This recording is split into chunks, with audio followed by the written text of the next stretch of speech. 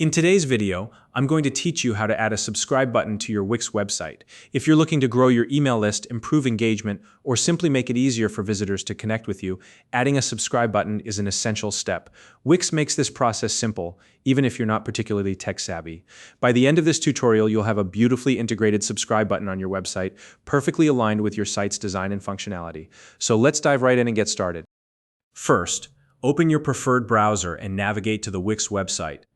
Once you're there, log into your Wix account using your credentials. This will take you to your Wix dashboard, where you can manage all of your sites and projects. If you don't already have an account, you'll need to create one. But for today's tutorial, we'll assume you're already set up. Now, from your Wix dashboard, select the website where you'd like to add the subscribe button. This is an important step, especially if you manage multiple sites. So double check that you're working on the correct one. Once you've selected your site, the Wix Editor will open, giving you access to all of the tools you need to make this addition.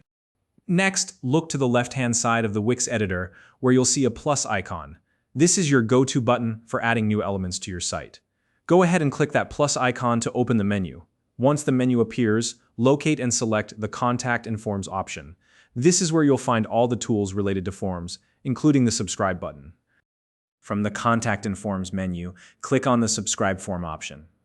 Wix provides a variety of pre-designed templates for you to choose from, so take a moment to browse through the options. Select the one that best complements your website's design and overall aesthetic. This will ensure the subscribe button looks natural and cohesive with the rest of your site. Once you've chosen a template, click on it to add it to your website. The form will instantly appear on your page, and you'll be able to move it around to position it exactly where you want it.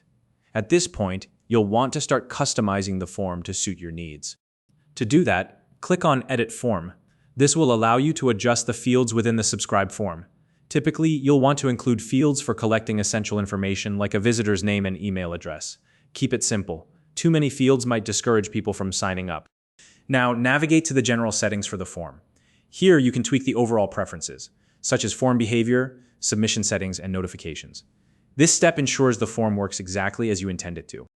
If your subscribe form involves financial transactions, don't forget to edit the payment section. This won't apply to everyone, but if you're using the form for paid subscriptions or similar services, make sure everything is configured correctly. Next, you'll want to customize the buttons on the form. This includes changing the text, color, size, and style of the subscribe button to match your website's branding. A well-designed button is not only visually appealing, but also encourages action, so put some thought into this step. Once your button and form are styled, adjust the layout to ensure everything fits seamlessly on the page. This might involve resizing the form, aligning it properly, or even repositioning it to ensure it doesn't interfere with other elements on your site. Take your time here. Attention to detail can make a big difference in the final result.